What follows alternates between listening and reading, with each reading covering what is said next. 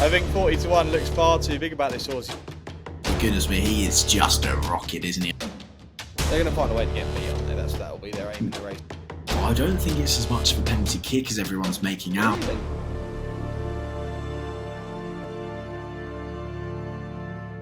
Hello and a warm welcome to the Next Gen Racing YouTube channel for our weekend preview. Yes, we're back again Thursday evening, 6 p.m. every week for your weekend preview. Myself and Jack looking ahead to some of the big races on the domestic card in the UK and Ireland on Saturday. This week we've got Newbury and Warwick to look forward to. We've got 3 from Newbury and 1 from Warwick that we're going to look into. But first of all, Jack, let's just remind people to like, comment, share and subscribe. The more I've been doing this, the more you guys have been subscribing. I think we've actually, since we've restarted the channel, we've had a record number of subscribers kind of increase in the 5 weeks that we've been going. So do hit that subscribe button down below. It is free to do so. Jack, how was your weekend? I don't know how much you got to see of the DRF. It was a fantastic weekend to be over there for the first time. But what did you get to see? And I suppose there was one performance that really stood out for you. Yeah, we watched I managed to watch every single minute of it, and it didn't disappoint at all. We'll go on to, of course, the DRF in better detail. Yet that the one performance, of course, blew me away that we're going to, that we mentioned before in the preview as well, and of course we'll be mentioning probably in the run up to Cheltenham. So no, it was a thoroughly enjoyable couple of days action, and a couple of questions that have been raised from it, and hopefully a couple of favourites that have been hammered as well. Yeah, there's a lot of questions that have hopefully been answered. And I mean, it was the first time I've been over there, Jack, and it's been hyped up to be as good or the same as the Cheltenham Festival. Like, you've got to get to the DRF.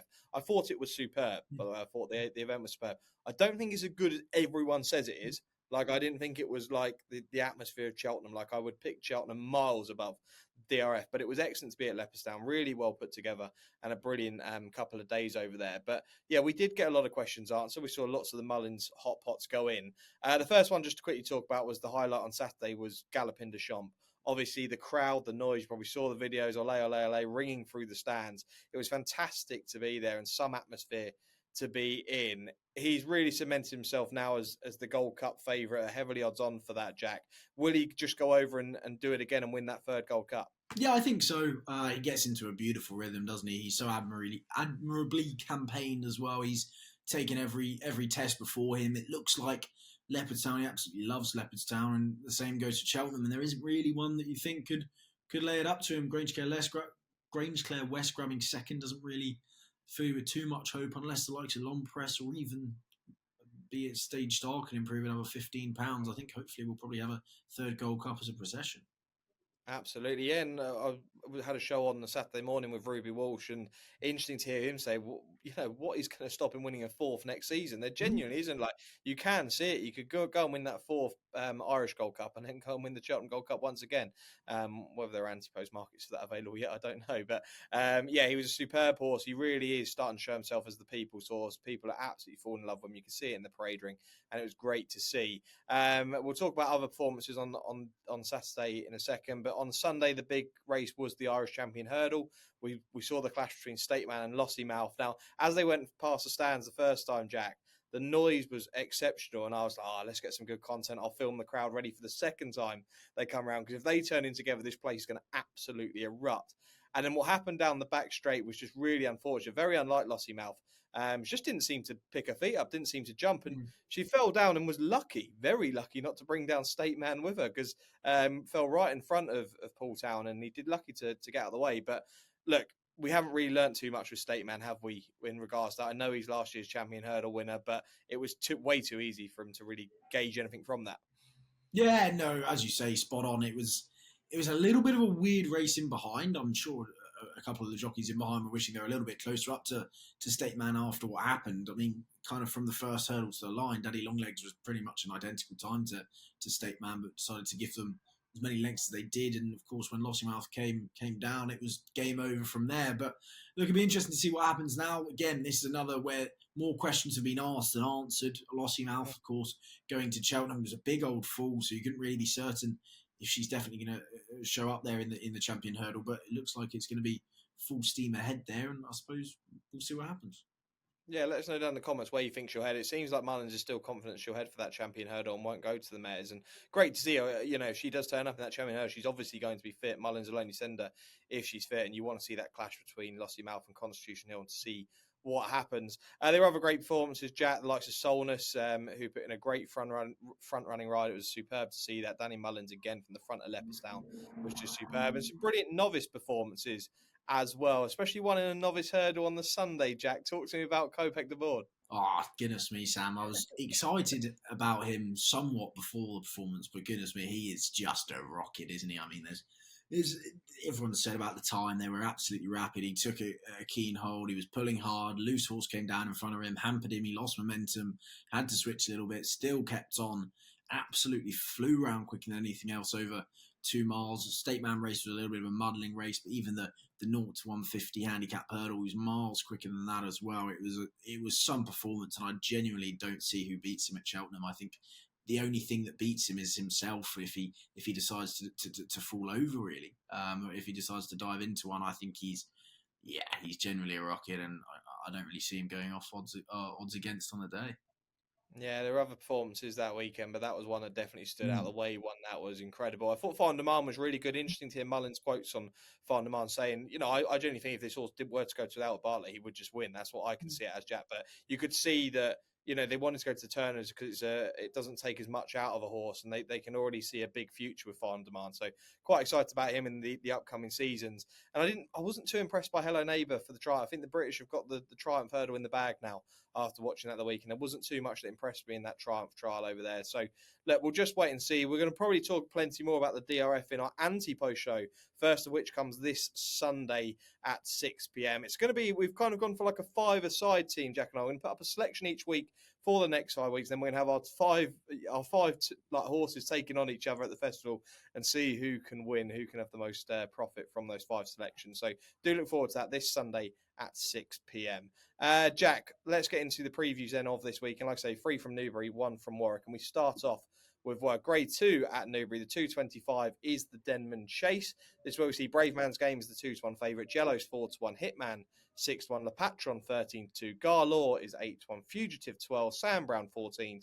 And Eldorado Allen is the outsider of the 8 at 16-1. I'll go first here, Jack. I was quite keen on Jello at the start of the season for a Ryanair, to be totally honest. It hasn't quite paid out how I thought it would, but I thought he'd be a big improve this season. He has been improving. He's now currently the highest rated in this field at 160, and he has had consistent form figures this season, 2-1-2. Like I said, I expected a lot more of him last time out as well when he was favourite against Protectorat. He was quite frankly fresh that day, wasn't he, at Windsor?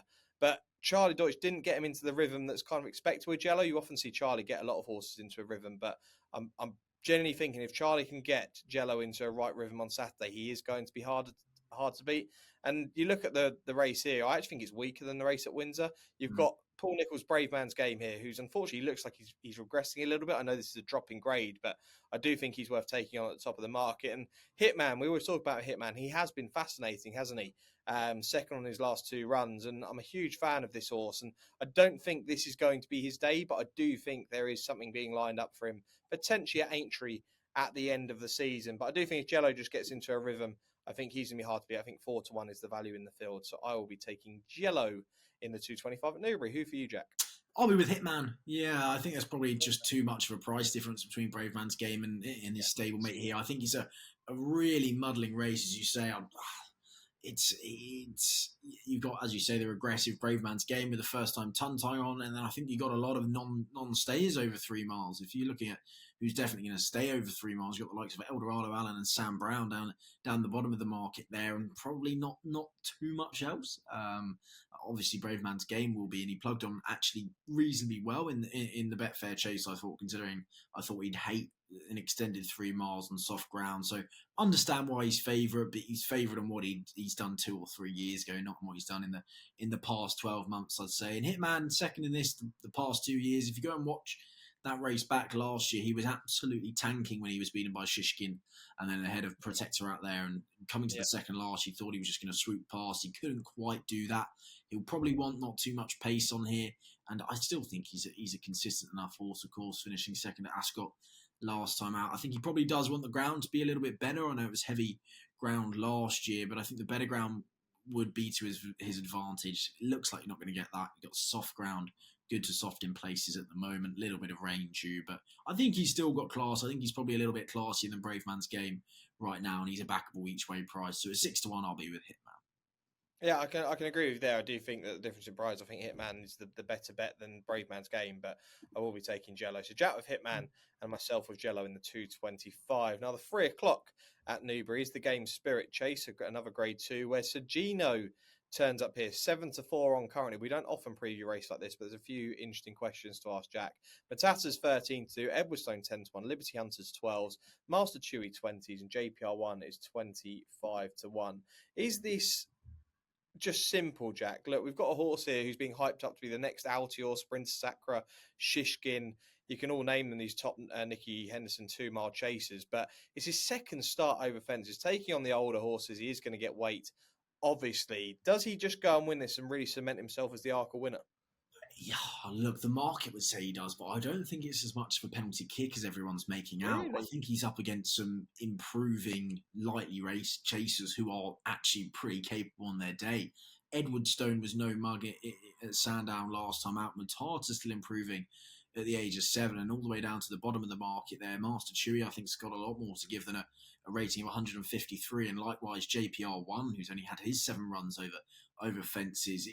It's hard to pinpoint one to actually oppose Sergino with, but I really don't think this is going to be a penalty kick at all. And to be honest, if I was going to actually stick my neck out for one, whether it's without or actually just a small win bet, it might even be on JPR1 down at the bottom of the market. It's 25-1. He was beaten at Sandown last time out, but he kept on from the last there. Of course, won the Howden Gold Cup, and look, he's a pretty consistent chaser. Won't mind the ground. He won at Lingfield when it was an absolute bog last year, so he's only had the 7 starts over fences, and I think he probably could go well here. Is he good enough to beat the likes of these? I don't know, but I'll be having a small wager at 25-1 to find out. I can see that. I mean, I'm going to be leaving this race totally alone. Some people want to play that without market. Some people may just think he's a banker and he'll be in all the multiples. But it is a really tough ask taking on the older horse here. Like Jack say, you've got some consistent performers, and he's 4-7 against some horses who, one of which is of course in distance winner in Edwardstone, which you wouldn't want to be taking on. But they are experienced chasers, and they will try and find a way of getting Sergino beat for sure. But if he were to go and absolutely destroy this field, then I think we found our Arkle winner. We'll be filming our anti-post preview shortly, Jack, after this, so we won't. When we get to Sunday show, we won't actually know what's happened. But, it'll be interesting to discuss that on next week's weekend preview. But, look, I'll be leaving the race totally alone. I can see Jack's angle of trying to find something to take the horse on with.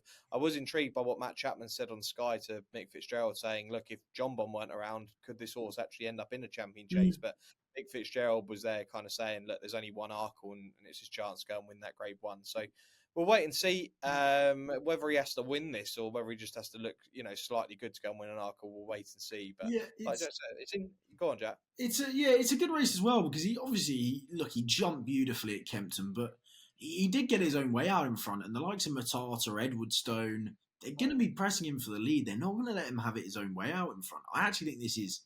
I wouldn't be surprised if he drifts a little bit for the off, actually. I think you got the likes of Edwardstone, who, if he stays on his feet, is just a rock solid running to the mid 160s, early 160s.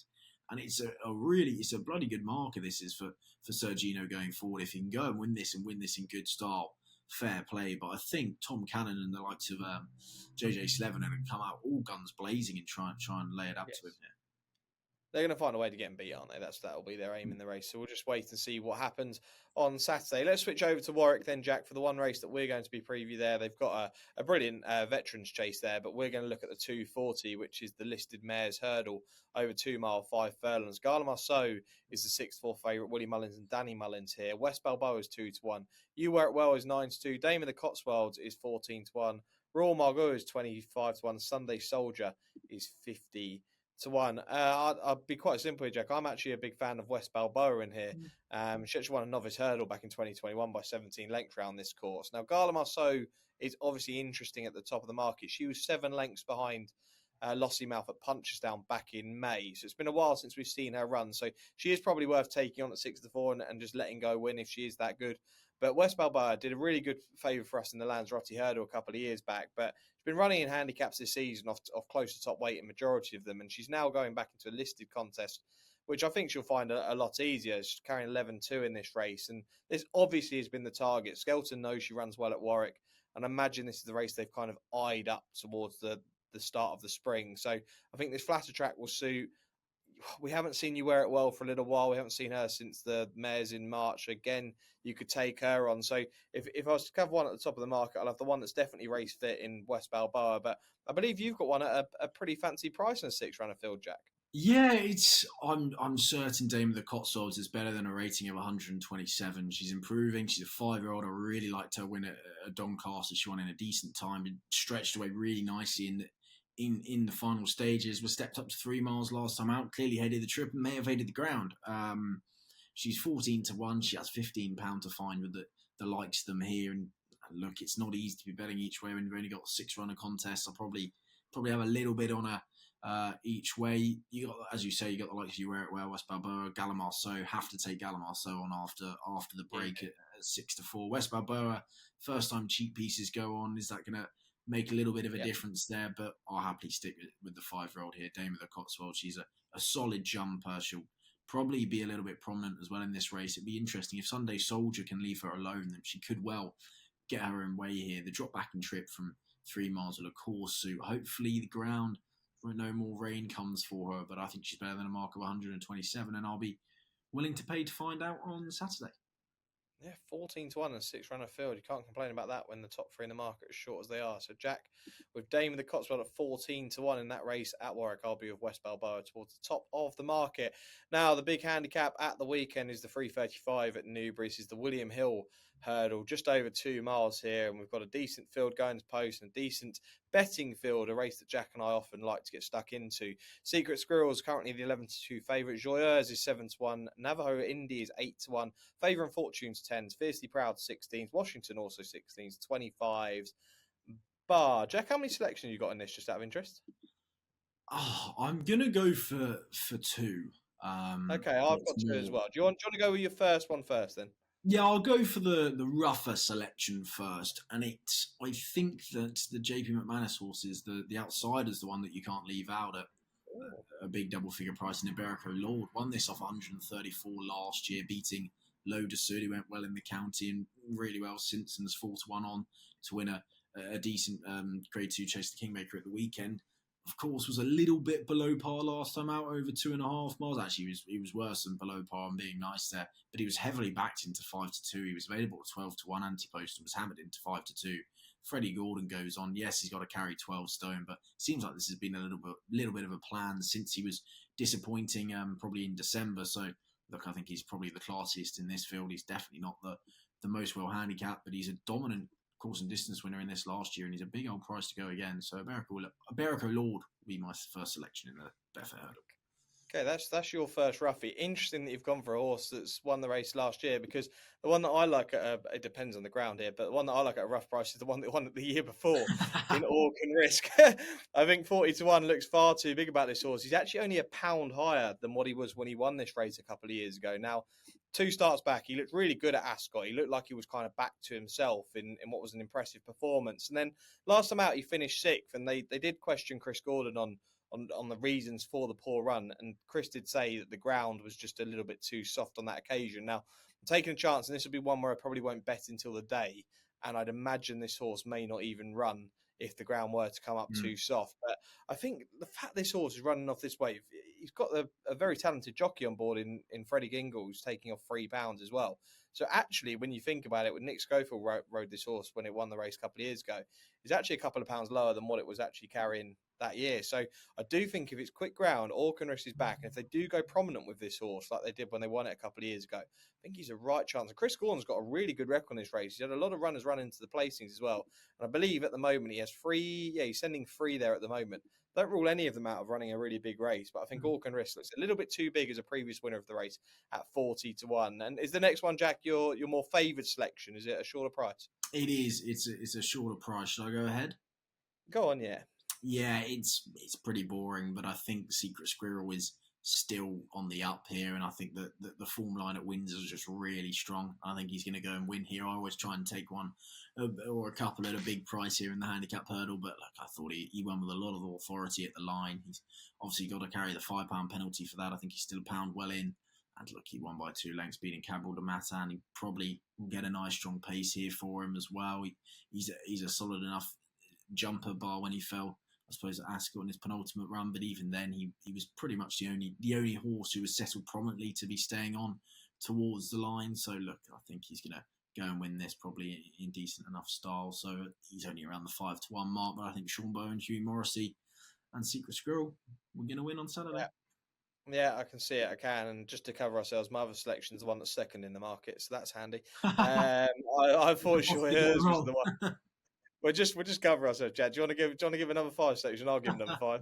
Right, I think Joyeuse will run a really big race here for Nick Henson, Nico de Boinville. I mean, Jack's just mentioned that JP's obviously got 2 and Jack's in favour of the other one. But she was second behind Wadeau in December in a mare's race, and that was her best run to date. She ran an RPI of 1:21 that day.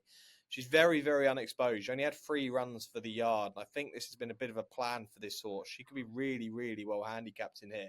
Now, I don't know whether you watched the race from last time when this horse ran. Nico's got a lot of stick on social media, Jack, because travelling so strongly coming to the last and left it a little bit too late. Whether it was the case when Nico left it a little bit too late or whether she just didn't find too much going up the hill, I'm not 100% sure, but she definitely has the ability to run well in a race like this. You've got a flatter track in Newbury as well, where she may just find. I think she's awfully quick.